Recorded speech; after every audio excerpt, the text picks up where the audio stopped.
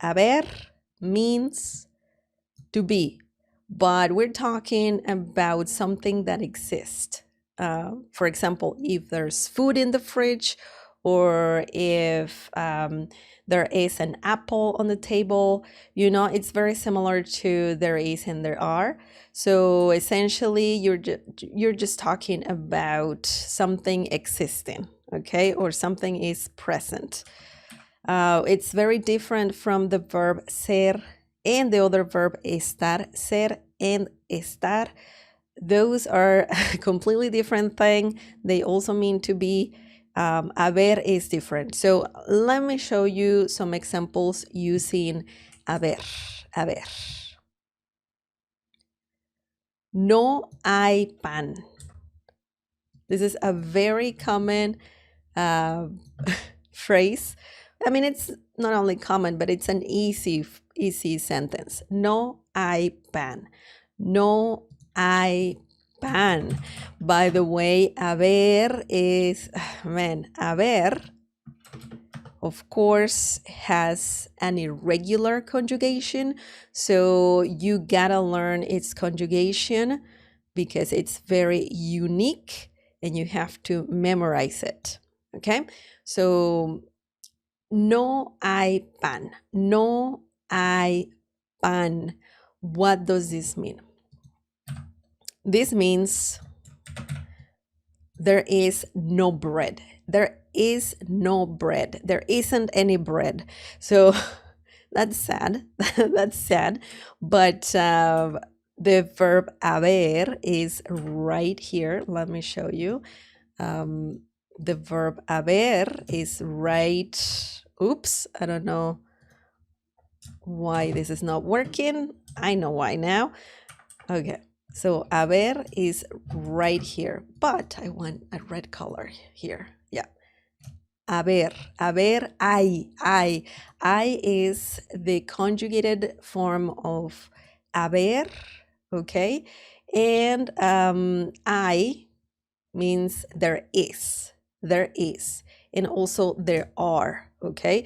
So it can be used for plural nouns or just singular nouns. Pan means bread. El pan, you don't need to say el pan here, you just need the noun by itself. Hay pan, hay agua, hay arroz, hay ropa, okay? Hay comida. So you just use hay, and that means there is, and then just say the noun, okay? Also, by the way, as I said before, I also can be used if you want to say there are, okay? There is, there are. So if I say no before I, that means there isn't something. No hay, or there is no pan, bread.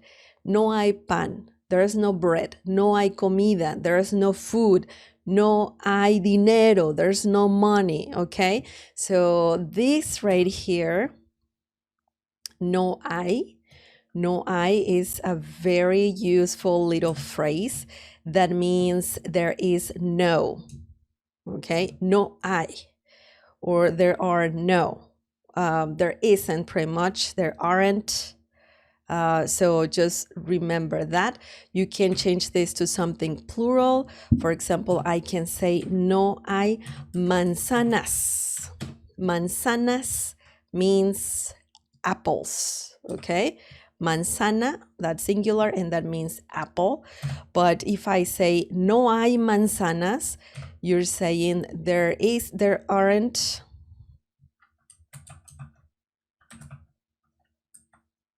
any apples, something similar to that. Okay, so there's no apples. Where are they? Who knows? Maybe at the supermarket, but very likely. But no hay is a very, very useful phrase that means there is no, and it can be used for plural and singular nouns. Just remember that. No hay. There is no something. Okay, now let's look at another example using the verb haber. This is a very, very common way to use haber, very basic as well. The next example is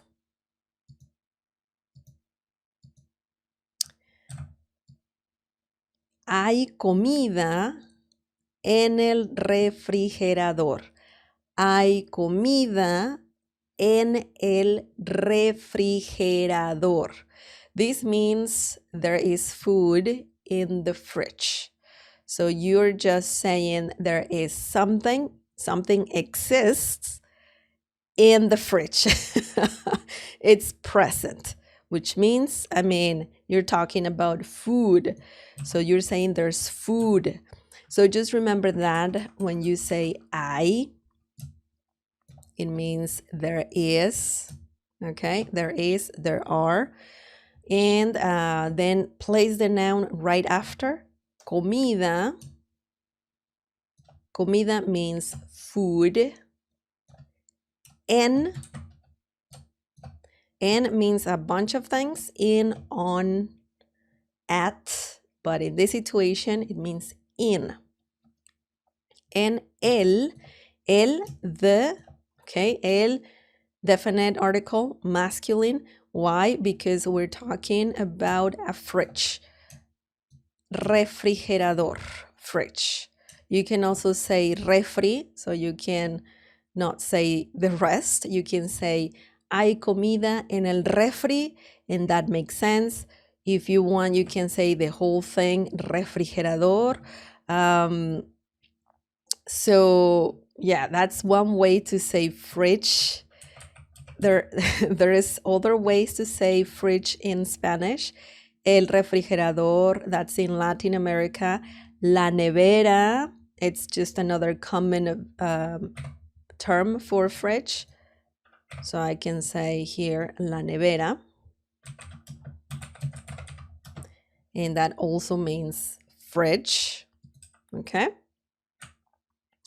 Also in Spain, one way to say, oops, that's not what I wanted to do. One way to say fridge in Spain is el frigorífico. It's quite a long word, but it's a common word to say in Spain. El frigorífico. Ooh, tongue twister right there. El frigorífico. Frigorífico. El frigorífico. Okay, so that means fridge in Spain. And those are common terms, el refrigerador, el refri, la nevera, el frigorífico. And yeah, just remember that you can use I. It's a common way. It's a verb, okay, here and here. Just to say there is or there is no, if you add a no in front of I. Now, there is another example I want to show you. Let me show you. Oh, hay manzanas allá. So that's another easy phrase. I used manzanas to explain something before, a few seconds ago, but this is just a great example to show you that, of course, you can use plural nouns, as I said before, with I, and this means there are apples over there or there, okay? So let's break this down really quickly. There are manzanas,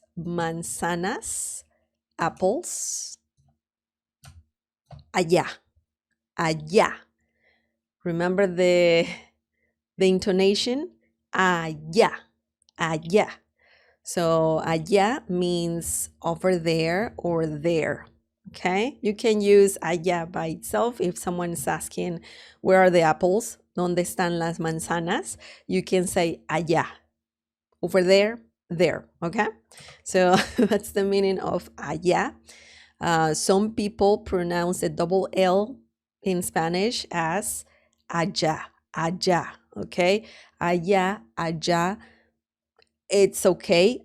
Both are correct. So I'm just letting you know those little details. Hay manzanas allá. There are apples over there. I just remember I, there is, there are. When you add a no, means there is no, or there isn't, there aren't. So just keep that in mind. Other than that, you can obviously change this to past tense. You can say había, okay? Había comida en el frigorífico. Había comida en el frigorífico.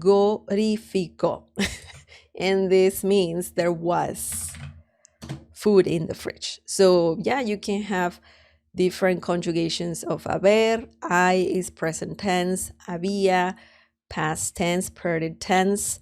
Habrá, that's future tense. So just remember that you can actually conjugate this verb. It's not only I, but there's also había, habrá, okay? Hubiera. So just keep that in mind. Okay. So that's one of the basic uses of haber. It means to be, very similar to there is, there are, and just keep that in mind. It can be conjugated in different tenses, so keep that in mind. Keep that in mind. Okay,